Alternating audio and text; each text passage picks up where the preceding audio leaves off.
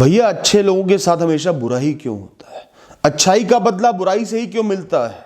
अच्छे लोगों की मृत्यु ही क्यों जल्दी हो जाती है? क्या फायदा अच्छे होने का? बहुत बढ़िया प्रश्न। क्या फायदा अच्छे होने का? बिल्कुल अच्छे मत बनो।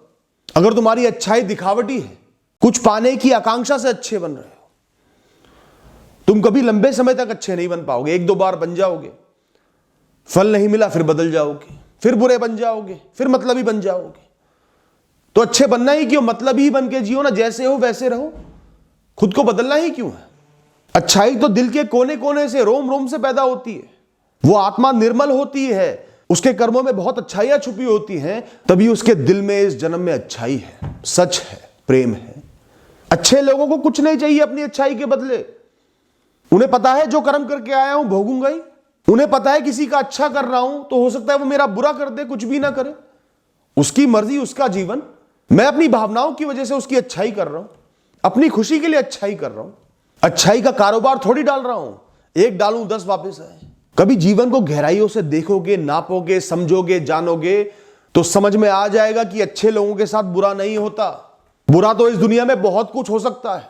कई लोग एक अपने को खो के रोते हैं, कई लोग पूरे पूरे परिवारों को खो देते हैं।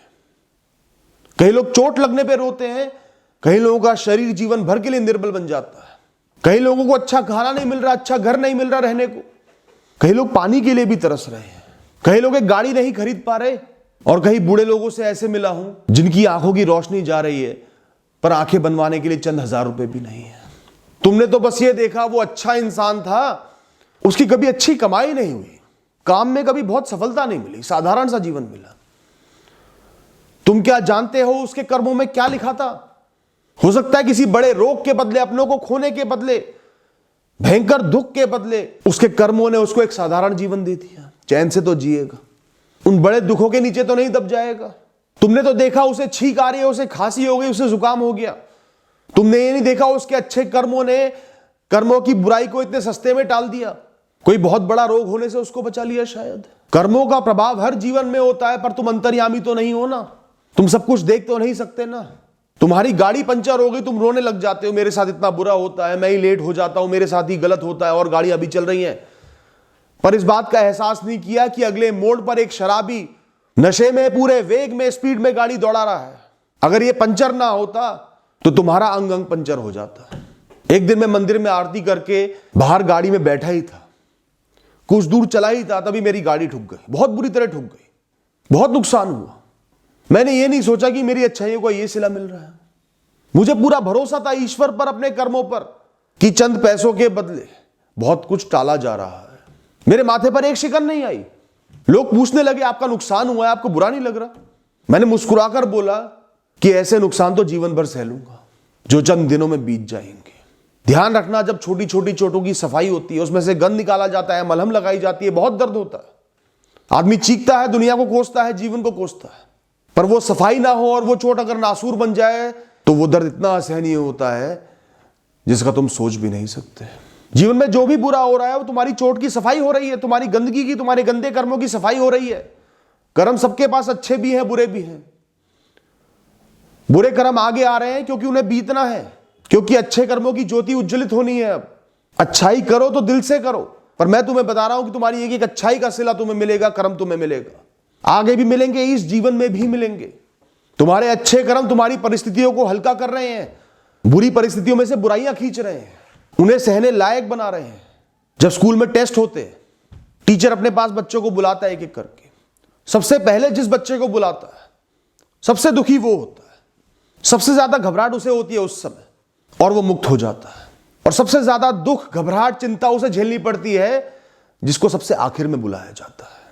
जो दुख आ रहे हैं, अभी आके बीत रहे हैं, खत्म हो रहे हैं, मुक्त हो रहे हो, अच्छा है अभी हो जाए। दुख का डर दुख से ज्यादा तीव्र होता है, ज्यादा समय तक दर्द देता है। सिर्फ चिंता की ये ना हो जाए, इंसान को पल पल दुख देती है। और कभी जीवन में झांको लोगों के, जिनको तुम कह रहे हो रिश्वत खा खा के कमा के बैठ गया। कभी देखना उनके जीवन में, कभी देखना उनका बुढ़ापा। ज्यादातर लोग अस्पताल के चक्कर काटते देखेंगे। तुम तो बोलोगे इतना कमा लिया रिश्वत खा खा के, तभी हॉस्पिटल का बिल भर पा रहा है। उसके जीवन को नरक बनता नहीं देख रहे। कभी देखना बुरे लोगों के परिवार में झांक कर, उनके पति को, पत्नी को, बच्चों को हमेशा बहुत बड़ी बड़ी कमियां नजर आएंगी, बहुत बड़े बड़े दुख नजर आएंगे। बहुत ध्यान देने वाली चीजें हैं ये। और अगर बुराई ना भी हुई उनके साथ, तो एक बात समझ लेना, बैंक का सारा बैलेंस खाली हो रहा है और सिर पर एक बहुत बड़ा कर्जा खड़ा हुआ है, जो न जाने कितने जन्मों तक और इस जन्म में भी चुकाना पड़ेगा। आज बहुत खुश हो रहे हैं, खर्च कर रहे हैं, मजे ले रहे हैं, कल उन्हें ही भुगतना पड़ेगा। और कई चीजें ऐसी हैं जो सबके साथ होती हैं, जीवन, मृत्यु, दुख, दर्द, हारी बीमारी सबके जीवन में आती है। कोई अच्छाई करके अमर तो नहीं बन जाएगा ना। मेरे से लोग कहते हैं मैं बहुत अच्छा इंसान हूं, कभी किसी का बुरा नहीं किया, पर किसी अपने को खो दिया। तुम्हारी अच्छाई किसी अपने को अमर तो नहीं कर सकती, उसको जीवन मृत्यु के चक्र से मुक्त तो नहीं कर सकती, कर्मों के चक्र से मुक्त तो नहीं कर सकती। हो सकता है उस अपने ने तड़प कर मरना लिखा हो, सालों साल तड़प कर जाना लिखा हो, और अपने और तुम्हारे अच्छे कर्मों की वजह से उसे तुरंत मुक्ति दे दी गई। तुम्हें तो सिर्फ मृत्यु नजर आ रही है, जाना नजर आ रहा है। ऊपर से देखते, भूत भविष्य में झांकते, तब पता चलता कि उसके साथ तो अच्छा हो गया, ये तो अच्छे कर्मों की वजह से हो गया, वरना वो तड़पता, हम तिल तिल करके मरते। ईश्वर के पास अनगिनत निमित्त है, प्रकृति के पास अनगिनत निमित्त है तुम्हें अच्छाइयां देने के लिए, तुम्हें एहसास भी नहीं है। आज 2 वक्त की चैन की रोटी भी मिल रही है ना, तो अनगिनत लोग ऐसे बैठे हैं जो रात भर सो नहीं पाते, भूखे पेट करवटें बदलते रहते हैं। तुम भी वहां हो सकते थे, हो सकता है तुम्हारी अच्छाइयां, अच्छे कर्म तुम्हें यहां लेकर आए हैं और तुम साधारण जीवन को गालियां दे रहे हो। नहीं, वो करोड़पति है, मेरे को तो 2 वक्त की रोटियां ही मिल रही हैं। तो कभी रोडपति को भी तो देखो, कितने करोड़पति खुश हैं। जितना डिप्रेशन में, दुख में अमीर लोगों को देखा है ना मैंने, किसी को नहीं देखा। डिप्रेशन किसी को भी हो सकता है, मजदूर को भी हो सकता है, मध्यम वर्गीय लोगों को भी हो सकता है, अमीरों को भी हो सकता है। पर हम सोचते ना अमीर है, पैसा है तो खुशी होगा। गलत है ये धारणा। बड़े बड़े करोड़पतियों को अंदर से बिल्कुल टूटे हुए देखा है, उनको पैसे से फर्क ही नहीं पड़ता, खुशी महसूस ही नहीं होती। अच्छे कर्मों की वजह से पैसा तो मिल गया, पर बुरे कर्मों की वजह से उसको वसूल ही नहीं पाए। वो कहानी सुनिए ना राजा की, उसको शक्ति मिलती है, जिसको भी छुएगा सोने का बन जाएगा। खाने को छूता सोने का बन जाता, अपनों को छुआ सोने के बन गए। सोने से लदा हुआ भी जीवन बेकार हो गया। इस प्रकृति में, इस ब्रह्मांड में बहुत कुछ हो रहा है दोस्तों। अच्छाई करो तो दिल से करो, दिखावे के लिए मत करो, कुछ पाने के लिए मत करो, दिल से करो, ईश्वर के लिए। तुम्हें ताकत मिली है, ऊर्जा मिली है, जीवन मिला है, इसलिए अच्छाई कर रहे हो। जीवन का मकसद ही क्या, इंसानी जीवन का, बुद्धि जीवन का मकसद ही क्या, अच्छाई करना, जीवों की मदद करना ज्यादा से ज्यादा। और मैं लिख कर देता हूं कि तुम्हारे कर्म कभी बेकार नहीं जाएंगे। बहुत मुसीबतें, अनगिनत मुसीबतें एक एक जीवन में आ सकती हैं, और जितनी मुसीबतें लिखी होंगी तुम्हारे जीवन में, कम से कम आधी तो हो जाएंगी। और एक बार भगवान ईश्वर जिसका हाथ थाम लेते हैं, जो निरंतर अच्छाई करते रहता है मुक्त होके, बिना कोसे जीवन को, ऊपर वाले को, जब वो उसका हाथ थाम लेते हैं तो उसको कभी छोड़ते नहीं, बीच मझधार में फंसने नहीं देते, और उसको भी एहसास होता है कि उसने मेरा हाथ थामा हुआ है, हर बार संभाल लेता है आकर। Thank you and all the best.